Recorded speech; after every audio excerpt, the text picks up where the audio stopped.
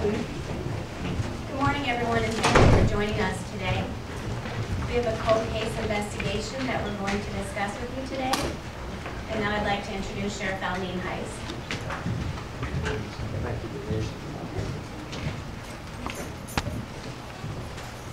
Good morning. Thank you for coming. Appreciate the members of the media being here. For the record, I'm Sheriff Evelyn Heiss, N-I-E-N-H-U-I-S, and it's pronounced Neen Heiss.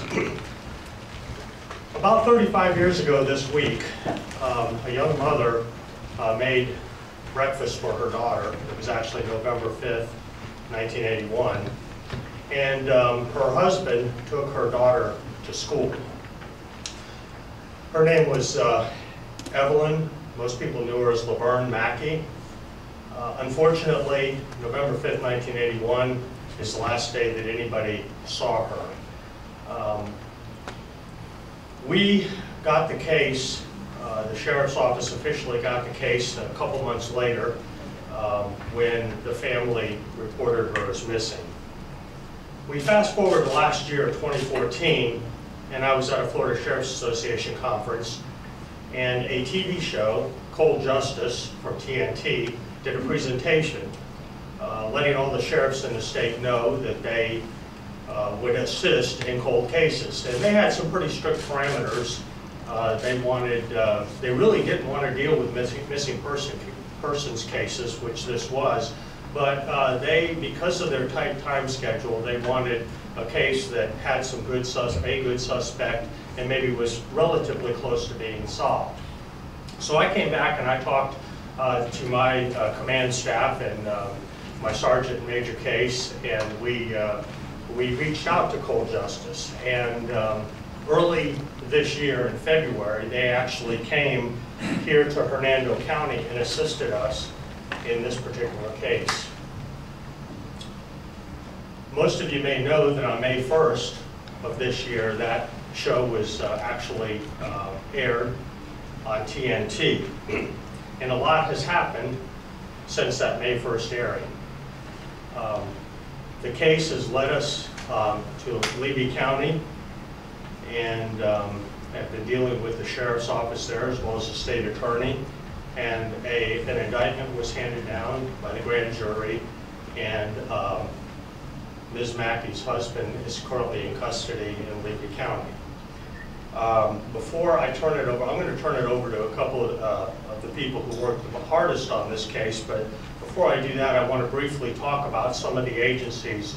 I don't think a lot of people realize how much work goes into any case, but particularly a murder investigation, especially one that's 35 years old. And we had assistance, and I'm probably going to leave somebody out, and if I do, I apologize. But in addition to the two you'll hear from in a few moments, we have a retired detective, Randy Williamson. He's not here today, couldn't be here, but he was instrumental in the case. We actually have several cold case volunteers that work in our cold case unit helping us out. Of course, crime analysis does a tremendous amount of work behind the scenes, as well as our forensics unit. Levy County Sheriff's Office, as I already said, Sheriff Bobby McCallum stepped right up, and the moment he heard that we may have the investigation going into his county, he jumped right forward to help us out. Of course, Brad King, our local state attorney's office, as well as the Levy County, the 8th Judicial Circuit, William P. Sabone. We had assistance from the United States Marshal Service in both Texas and New Mexico. The famous Texas Rangers helped us out. Henderson County Sheriff's Office in Texas. Mount Pleasant Police Department in Texas. Tyler Police Department in Texas. Reduso Downs Police Department in New Mexico. Lincoln County Sheriff's Office in New Mexico. Dr. Erin Kimmerly and her team with the University of South Florida, go Bulls, for Florida Forensics Anthropology Department. And last and certainly not least, Cold Justice and their team in helping us out in May of this year. But before I turn it over to the investigators, I want to talk a little bit about this and other cold cases. I usually at least once or twice a week, Detective Logan will tell you that I go back to our cold case unit and sit and talk with them about some of our cold cases. And I have over 3 decades working in law enforcement, and Detective Loigren stands out amongst a lot of great people. He has recall that is simply amazing. I don't think you'd call it a photographic memory, but he can recall details of cases just off the top of his head, names and minute details. He's perfect for the cold case, heading up the cold case unit. We're blessed to have a lot of great people, but Detective Loigren, under the direction of Sergeant Phil Lakin, definitely stand out. So what I'm going to do is I'm going to turn it over to Detective Loigren and Sergeant Lakin. If you want to come up here, I'm going to let them talk a little bit about this case and give you some insights into what happened. And of course, when they're done, both they and I will be happy to answer any questions. So, George and Phil, you want to come up here and talk a little bit about what you've done? This is Detective Loigren and Sergeant Phil Lakin. I just want to say ditto. That's it. It covers everything. Well, as the sheriff said, this is one of our cold cases. We have 21 in total. Several I'm working on at one time. Myself and my volunteers that help me out a lot. My old partner, Randy Williamson, hopefully he'll be back. He'll help me out as well. And we were just fortunate that in the time I had to begin working on Laverne's case. And we made some headway with it, and I'm very pleased so far with the outcome, where we're at. There's still a lot more to be done with the case, but so far so good.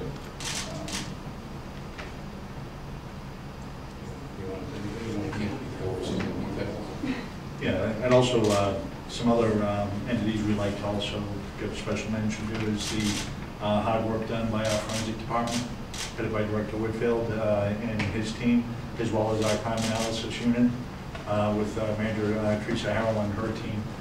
Without them, as part of the overall team, a lot of the headway that we made, couldn't be done by us alone. So it is a total team effort in what we do, but I really have to highlight the passion and the tenacity of Detective George Loigren. He's absolutely the best person for the job, and one of the most passionate, committed detectives I've ever had the pleasure of working with. And I always like to think with George in the game that every case is solvable.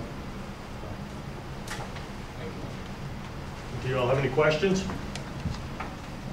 Oh, can you take us through this case, just kind of the timeline of what happened? Okay. Well, as the sheriff said before, November 5th of '81 was the last time that Laverne was seen by her daughter. That morning, Merl Mackey drove Kelly to school, and that was the last time she saw her mother. Well, over the period of the next few months, Merl had taken Kelly to go live with her biological dad, and Merl was back at the house, which was here in Brooksville. On January 5th of 1982, the sheriff's office received a report, or took a report, I should say, from Kelly Carpenter and her uncle, Charles Trulock, who is Laverne's brother. They filed a missing persons report. Shortly after that, the sheriff's office at the time made contact with Merl, and over the period of actually about a year, almost a year and a half, Merl was interviewed by investigators here with the sheriff's office, where he provided numerous different stories and statements of what happened with Laverne, what didn't happen to Laverne. He gave a lot of different accounts of what happened to her and where he believed her whereabouts were. After that time, numerous other people were interviewed, to include friends and extended family members of Laverne's, co-workers, a few ex-wives of Merle's who he had had since Laverne's disappearance. And basically that's where a lot of the case went till sometime late '84. And then fast forward now, I guess, to me coming into the cold case last September. I went into the cold case unit, and as I said before, I was working on several cases at once, trying to focus on one at a time, primarily to put all my efforts into that one case.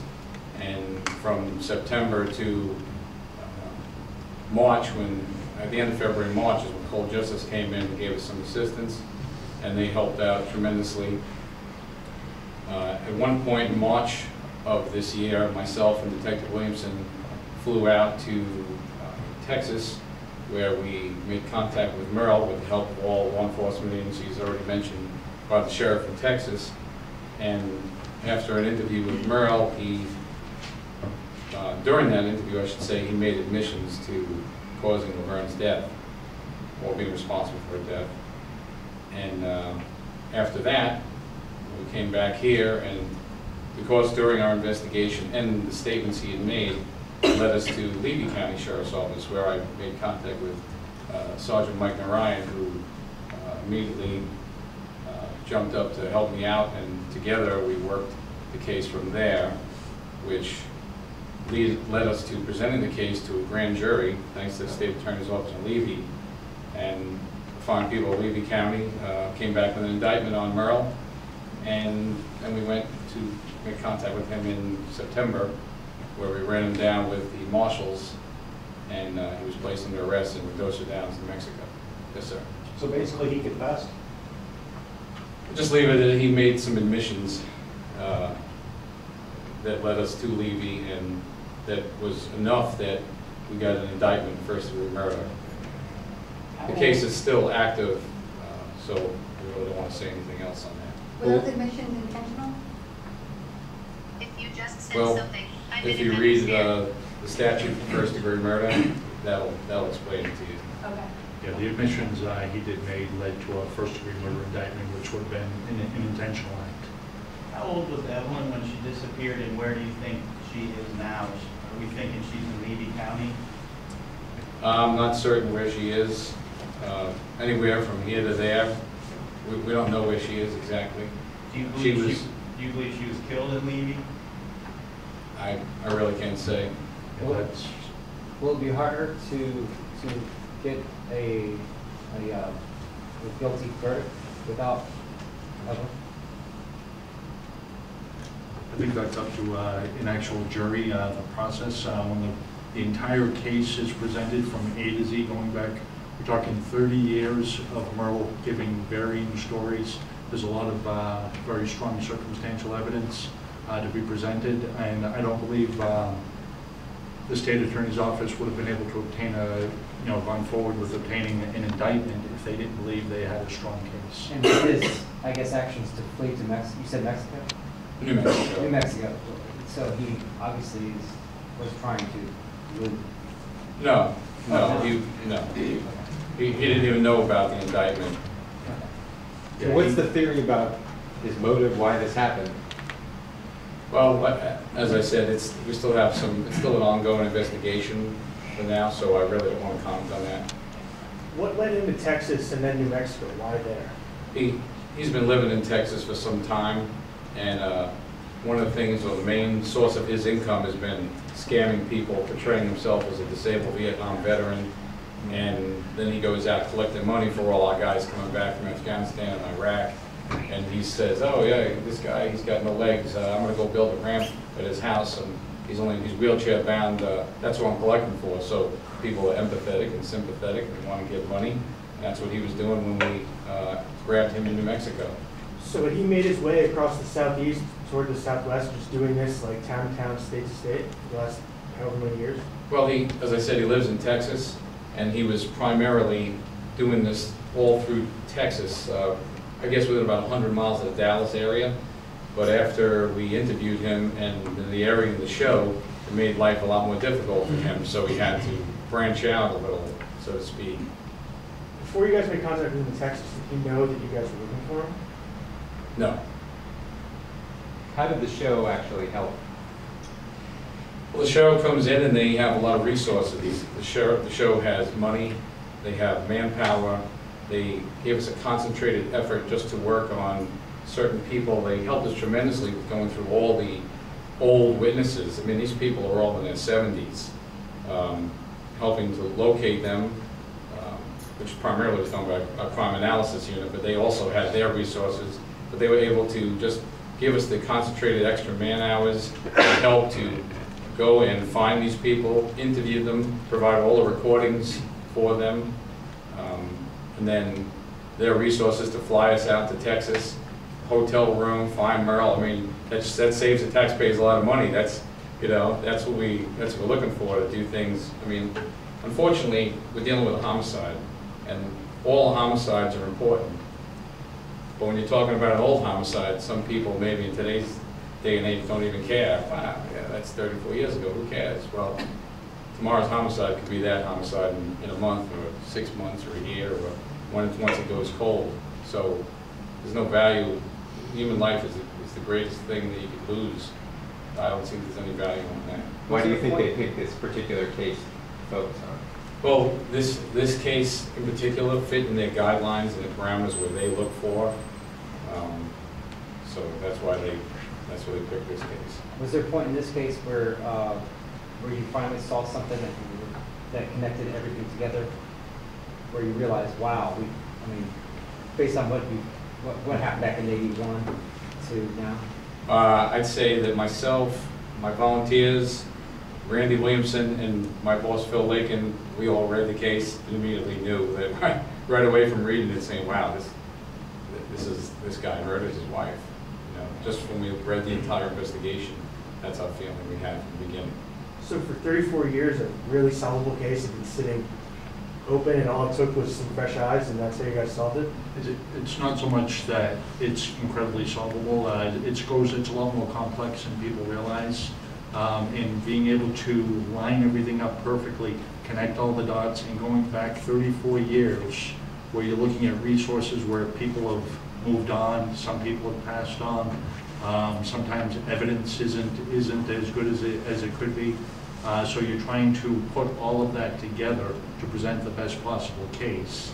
And the concentrated effort that Cold Justice helped to provide us with the resources really helped us line up the dots, along with Detective Oygren's, and his volunteers and all the hard work they did. You have to line everything out, especially in cases that are somewhat circumstantial. Everything has to line up perfectly to make the best possible case. So really, it was the TV show that was the catalyst for going to see him and spending the resources to send you guys out there and ultimately getting this, confession, et cetera. And now, I mean, it was the TV show that was the catalyst. The TV show came in at a time when Detective Oygren was already working very hard on that case. I'd like to say Detective Oygren was a catalyst. The TV show came in with some assistance in the middle of that, but they did a great job in helping us out with the resources. Can we say that he confessed to the murder? He did make admissions to causing her death. So can I tell the viewers that he confessed to the murder, to her murder? I'd say he made admissions. I would say he made admissions to bring about her death. I think the important thing is that, this investigation is not done. An arrest doesn't mean the investigation is complete, and we still have some final touches to do on this case, and we're hoping that things will come together and get us even more resolution as things go forward. But right now, the only thing we can say is that there was enough to charge him. The grand jury felt there was enough to charge him with first-degree murder based on some admissions that he made, and that's really all we can say right now. So how does Levy come in? Because in a couple newspaper articles, it sort of alluded to the fact that she was killed in Levy. It says it in the articles. Is that something I can tell viewers? Well, that's part of the admissions that were made, and it led us to Levy County. So obviously, we're charging where best evidence shows the crime was committed, but we're still working on that. So possibly she was killed in Levy County. That's where the charge was emanating from, and that's so that's right now that's what we're going on. Sheriff, what evidence did you guys get from Levy County? What evidence? Yeah. We're not really at liberty to say of what evidence we have. We can just say that the case brought us to Levy County, and that's where we as well as the state attorney in the 8th Judicial Circuit felt that was the best case, or best place rather, to charge the case at this point in time. Of course, as more evidence comes in, that could change. We're obviously trying to get to the truth. How did Evelyn's family react to this grand jury indictment? Well, I guess mixed emotions. Her daughter Kelly is the one I've primarily been with a lot, and her Laverne's brother Charles. I've spoken to him numerous times. They're excited, they're happy, and just waiting for it all to end eventually. And I may have missed this. Was he always the suspect going back years? Was he? They just could never find the evidence to connect him to it. Yes. So when was the last time you guys actually had communication with them? September 18th Of this year? of this year. So where is he currently being held? He's in Levy County Jail. And is that when he made the admissions? It was on September 18th? No, it was prior in March. He had been married, right? Merl had married several women and spent like exactly 1 year with them, and then would divorce them. You know, was Laverne one of it seemed as though, right, his like MO was that he'd isolate them and sign his name to the house, that kind of thing. Was she someone that he was trying to extort, like the other women that he seemingly tried to extort in the future? Yeah, I think he would financially exploit every woman in his life. The way he transitioned from that, he would marry, have relationships with women, financially exploit them, get everything he can from the relationship, and move on. Obviously, something else occurred with Evelyn that led to her death. And later on in his life, after he had been through this continuous criminal enterprise, he transitioned from financially exploiting women to preying upon people's sympathies with the Wounded Warrior charities. Is there a chance that you can tell us what kind of effort was given as far as publicity back in '81 to find her? Or was it kind of just a missing person? There was an ongoing effort to locate her. Obviously, every missing person that we have is very important. We take that very seriously. The majority of our missing persons are found alive and well, but we treat each and every one as if they could be in danger, they need our assistance. So we put the resources necessary. I guess I'm not talking about the sheriff's efforts specifically. I'm talking about as far as the public community. Is it a big search effort? Not that I know of, no. Is it at all possible that she's still alive? No. No. Do you know a timeline on when she was killed? Was it like the day she disappeared or maybe the time? Can you comment on that? Yeah, I believe it's that day. November 5th is the day. Can you introduce us to the family members that are here, and are any of them willing to say a few words?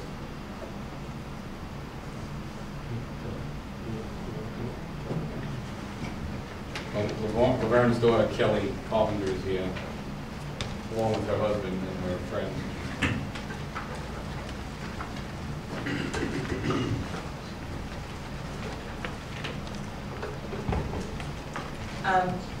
First of all, I just want to say thank you to the Hernando County Sheriff's Department, and most of all, George. He has been a blessing after so many years. You never give up hope, but he certainly just brought new life to my life. So it's been great working with him, and he's awesome. How important is it to have closure on your mother's loss? It's very important. Like I say, you never give up hope, but you do get discouraged over years. But yeah, it's very important. How old were you that day? I was 14. 14. So can you just tell us what happened from your perspective that day? Basically, as they said, I, like every other day, got up, had breakfast, went to school, and never saw my mom again. She was gone when I came home. And Merl what was his relationship with you? He was my stepfather. Yeah. And what was it like in the home? Did you sense anything wrong? Was he a bad At the guy? time, no, I didn't. You know, when you're 14 years old and you're told, you know, hey, your mom had to go out of town, you have no reason to not believe that. But all these years, did you always think it was him? Yes. Did they ever fight? Not in front of me. I mean, I know there were times that they maybe disagreed on things, but, you know, back in those days, parents didn't fight in front of the children. You either went outside or they went behind closed doors, so. How do we treat on an individual basis? Me? I will say, I never, there was always something that I didn't care for him, and I was kind of the, you know, hey, you're not my dad type of relationship, but he actually was very nice to me. He tried to make me like him. What are your memories of your mother? Tell us about her. My mom was number one, she was a very religious woman. She actually met Merl at church. So she was a good-hearted Christian woman. She, that was kind of her life. Her social life was around the church. How much have you missed her these 34 years? It must have been just heartbreaking every day. It is. It is. You grow up without a mother as a young girl. Certain milestones in your life happen, and you always think, I got married, I have a child, but my son never knew his grandma. And then when you hear the news that he's been arrested, he's in jail, he's said some things to bring all this about, and maybe your mom was killed up in Levy County, but to find out that she was killed and she's not out there somewhere, I mean, the past year must have been tough. It's been a whirlwind. It's almost surreal sometimes. It's like, this is really happening. If I may, so when did you realize when you were 14 that something had gone wrong? I think once his story's changed, it's like, okay. Let's make that the last question, if it's okay. Thank you. Any other questions of myself or the detective or the sergeant? Again, thank you all for coming. I do want to put a little advertisement for our webpage on the HernandoSheriff.org. We have several, as Detective Logan was saying, we have several unsolved cases, a couple missing persons. We would ask that people go there and review them, and obviously if they have any especially first-hand information on what might have happened, we would really, on any of those cases, we would appreciate their assistance, because in every case somebody knows something. And with Detective Logan on the case, as Sergeant Lakin said, I think every one of those is solvable, and we're not going to quit until we're sure either the offender has passed away or until we get him in jail. So thank you all very much for coming.